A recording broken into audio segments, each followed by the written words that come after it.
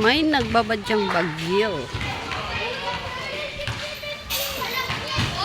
So, it is expected to landfall bukas dito sa aming region. Definitely, actually, nag-start na siya raw. Sabi, nag-start na raw si Bagyong Basyang sa Dinagat Islands towards sa aming region. So, update muna tayo. Ganito na yung aming panahon sa 5 p.m. 5:25 p.m. So, okay. Parang yan ang ating update. Let's update the weather condition kasi sabi nga mayroong upcoming na bagyo dito sa aming region. So, mag-enjoy muna tayo dyan, magtingin sa ating kalawakan dahil ganyan.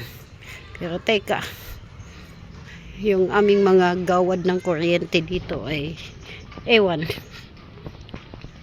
kasi yung gawad ng kuryente sabay gawad ng telepono, gawad ng internet ay nakakabit lang sila sa the same iisang post.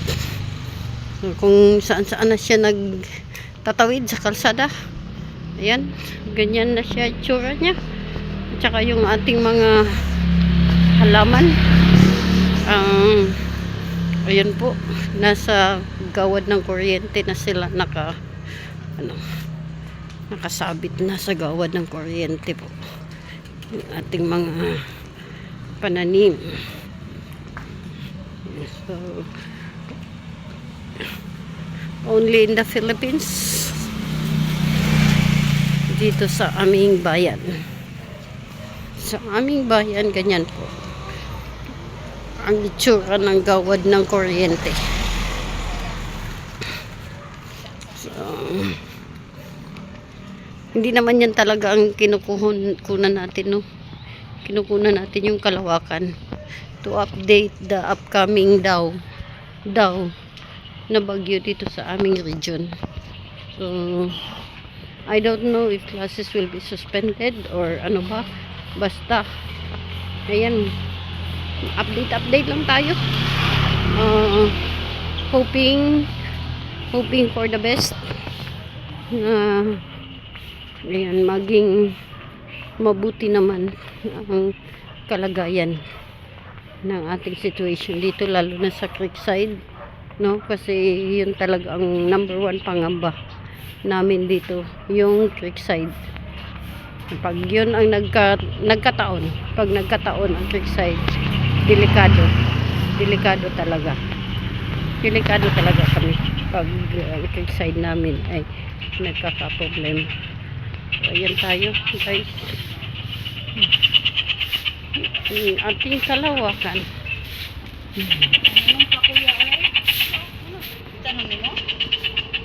Ating kalawakan sa panahon na may nagbabadyang bagyo. Wow, mangga at star apple. Mangga at star apple yan, nagpang-abot na yung mga dahon nila sa ang sarap talaga ng bahay, no? Ang sarap ng bahay pag malilim. Masarap ang bahay. So, thank you so much. Ano tayo?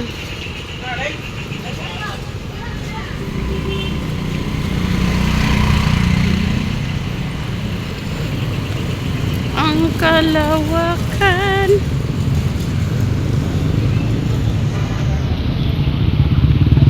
Makulimlim ang kalawakan.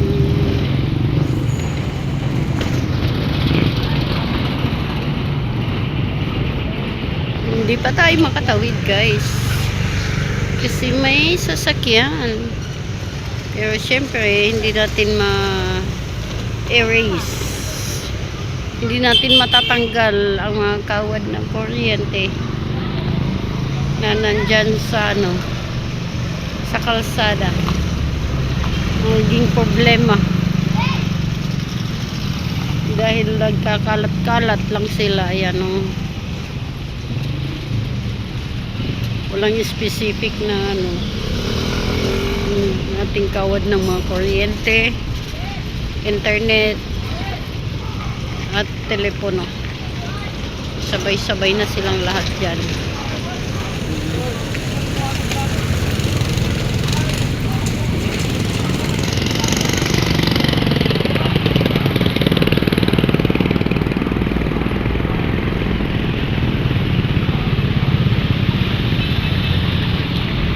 Esensyahan.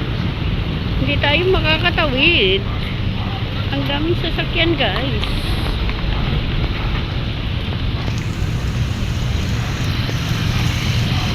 Dahan-dahan tayo tumawid, guys. At tayo'y nasa gitna ng kalsada.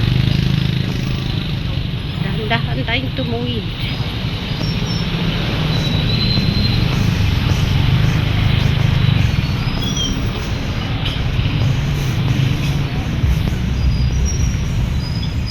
Thank you so much for joining me sa aking paglakad pa uwi sa pag-update ng ating Kalawakan before Bagyong Basyang is coming. So, Bagyong Basyang is coming sa aming region. Titingnan natin to. We will update tomorrow again. Kasi sinabi nga, it will landfall tomorrow. So, tingnan natin. Dadating daw siya sa aming region tomorrow. So, enjoy. Oo, mag-enjoy sa tanig video pod. Video tadi. Yan. Sa ating Kalawakan. Sabi nga, may upcoming bagyo. So, maghintay tayo. Anyway, thank you so much for joining me this journey. Yan.